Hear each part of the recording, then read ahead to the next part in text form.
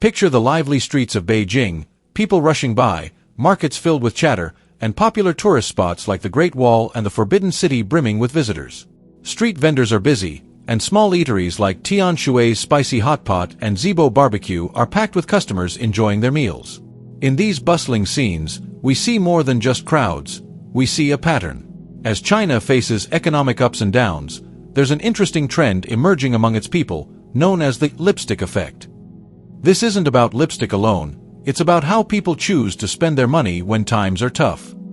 In everyday terms, when the economy takes a hit, instead of splurging on big, expensive items, folks turn to smaller, more affordable treats to lift their spirits. Imagine someone skipping a luxury vacation but opting for a weekend getaway to a nearby city, or choosing a fancy coffee over a new gadget. These small joys are what the lipstick effect is all about. Take a look at places like Zibo, where a simple barbecue has become a sensation. People line up, not just for the food, but for the experience and the joy it brings, all at a fraction of the cost of a high-end restaurant meal. Similarly, Tian Shui's spicy hot pot isn't just a meal, it's a cultural experience that's affordable and delightful. This shift in spending highlights a deeper behavior change. Instead of cutting out joy completely, people find budget-friendly ways to maintain it. It's like choosing to rent a movie at home instead of going to a cinema, or buying a new book instead of an expensive concert ticket. These choices reflect a practical yet optimistic approach to difficult times. So, as China navigates its economic challenges, the lipstick effect shows us that people still find ways to enjoy life, even if it means spending less. This trend offers a glimpse into how resilience and adaptability shape consumer habits in the face of financial uncertainty. The lipstick effect is quite fascinating. It describes how, during tough economic times, people tend to buy smaller, affordable luxuries instead of spending on big-ticket items. It's like finding joy in the little things when the big things are out of reach. Imagine someone who loves fashion. In a booming economy, they might splurge on designer clothes or high-end gadgets. But when the economy slows down, they might instead buy a fancy lipstick or a trendy but affordable accessory. It's a way to still feel a bit of luxury without breaking the bank. Think about what happened during the 2008 financial crisis. Many people couldn't afford big vacations or new cars, but the sales of small luxury items like premium coffee and affordable skincare products actually went up. People were looking for small ways to treat themselves and maintain a sense of normalcy and happiness. In China, we can see this effect clearly.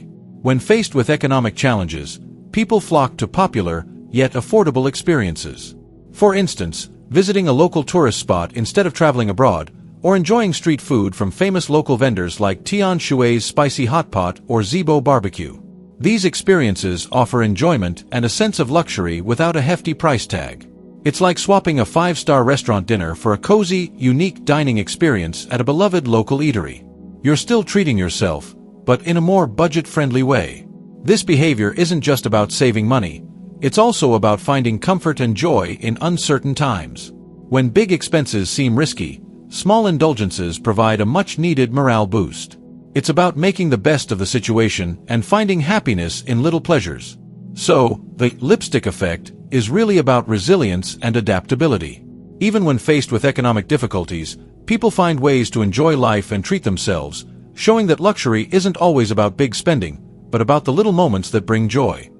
Right now, China's economy is feeling the strain. It's like walking on a tightrope, with several challenges making the journey tougher. Let's break it down. Firstly, there are deflation risks. This means that prices are dropping, which sounds good at first but can actually slow down the economy. When people expect prices to keep falling, they might delay buying things, hoping for even lower prices later. This can lead to less spending overall, which isn't great for economic growth. Next, we have the property crisis. China's real estate market has been a huge part of its economy, but recently, it's been struggling. Developers are facing massive debts, and some big projects have stalled. Think of it like a domino effect. When one developer hits trouble, it impacts banks, suppliers, and homeowners too. This creates a lot of uncertainty and makes people hesitant to invest in property. Rising debt is another major issue. Local governments in China have borrowed a lot to fund infrastructure and other projects. Now, they're finding it harder to repay these debts, especially with slower economic growth. Managing this debt is like juggling balls. If one drops, it can cause a lot of problems. Despite these hurdles, China has set an ambitious GDP growth target of 5% for 2024. This is like aiming to run a marathon with weights on your ankles.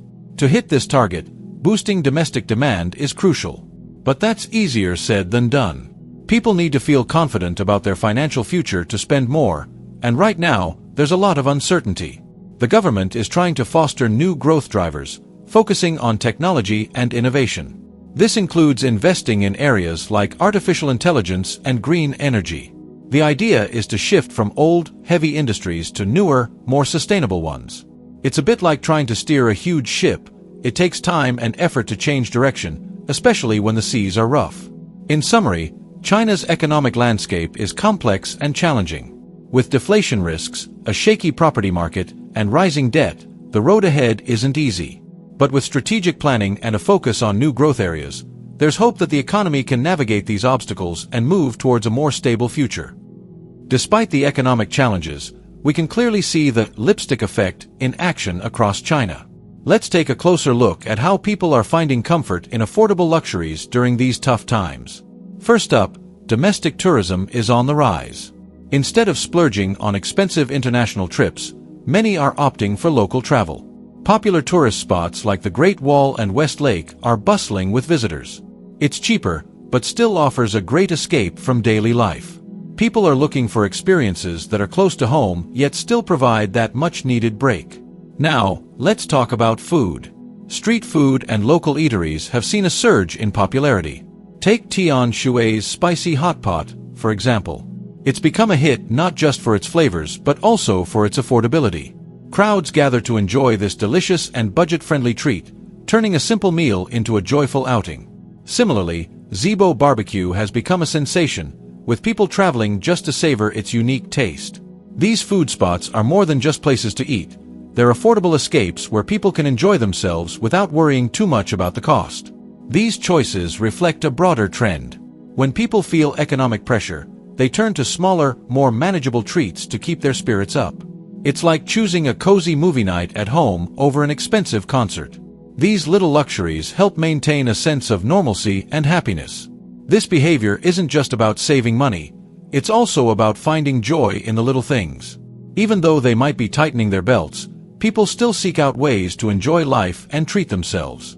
This is the essence of the lipstick effect, finding affordable ways to feel good during challenging times. So, whether it's a trip to a nearby tourist spot or enjoying a meal at a popular street food stall, these small indulgences are providing Chinese consumers with a psychological escape and a sense of normalcy in an otherwise uncertain economic landscape. While these trends boost certain sectors, they also tell a deeper story about changing consumer habits. Let's take a closer look at what this means for China's economy. On one hand, the rise in low-cost entertainment and local tourism is giving a much-needed boost to small businesses and local economies. Places like Tian Shui's spicy hotpot and Zibo BBQ are thriving, drawing in crowds who are eager for affordable treats. These businesses benefit from the increased foot traffic, and it helps keep local economies vibrant and lively. But there's another side to this story.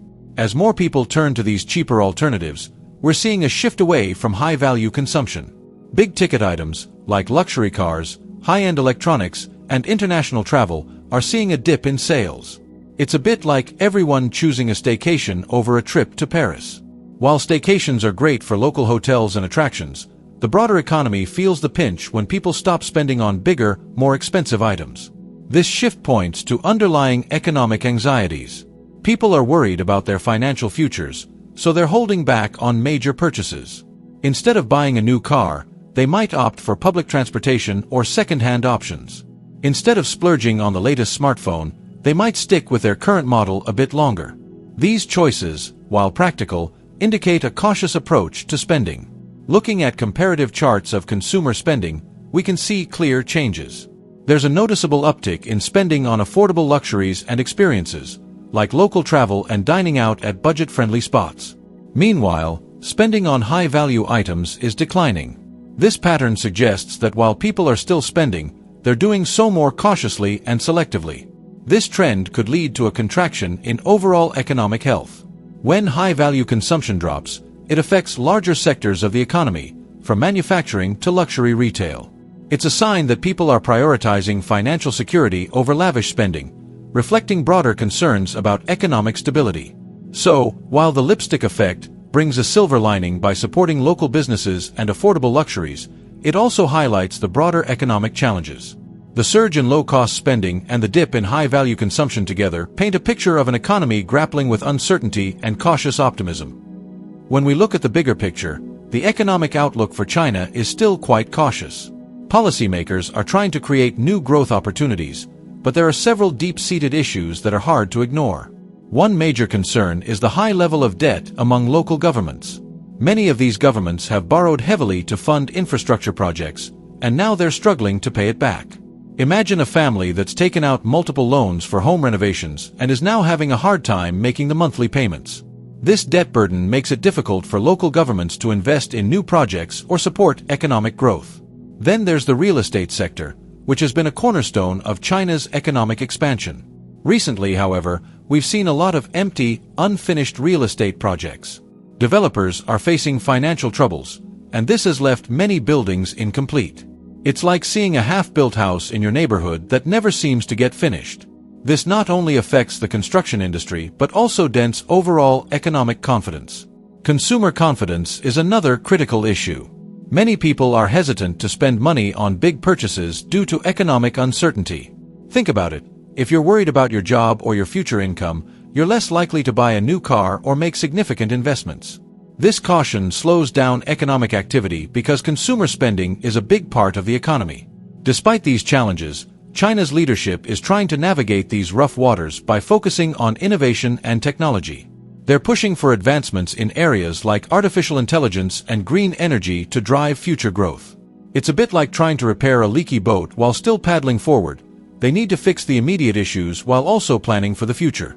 In policy meetings and economic forums, there's a lot of discussion about how to manage these structural problems. Experts are debating the best ways to boost consumer confidence and manage debt.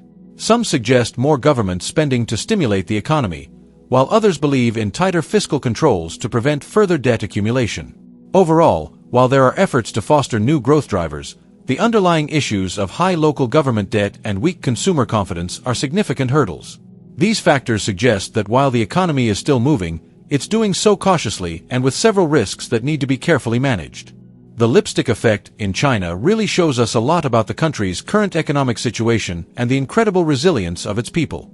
When faced with financial uncertainties and economic challenges, people are still finding ways to enjoy life, even if it means spending a little less.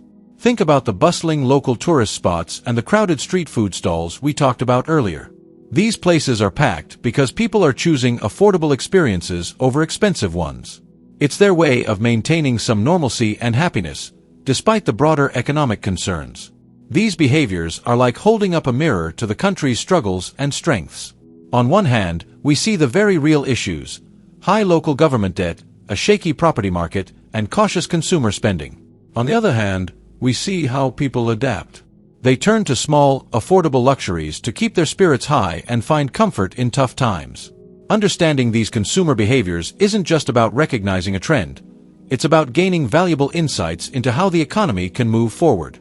Policymakers can use this knowledge to craft strategies that not only address the economic issues but also support the everyday choices people are making to stay afloat and stay happy. In the end, the lipstick effect is a testament to human adaptability and optimism. Even when the big picture looks grim, people find small ways to bring joy into their lives. It's a powerful reminder that while economic numbers and policies are important, the real heart of the economy is in the choices and resilience of its people. By understanding and supporting these behaviors, we can navigate through the challenges and find a brighter path ahead.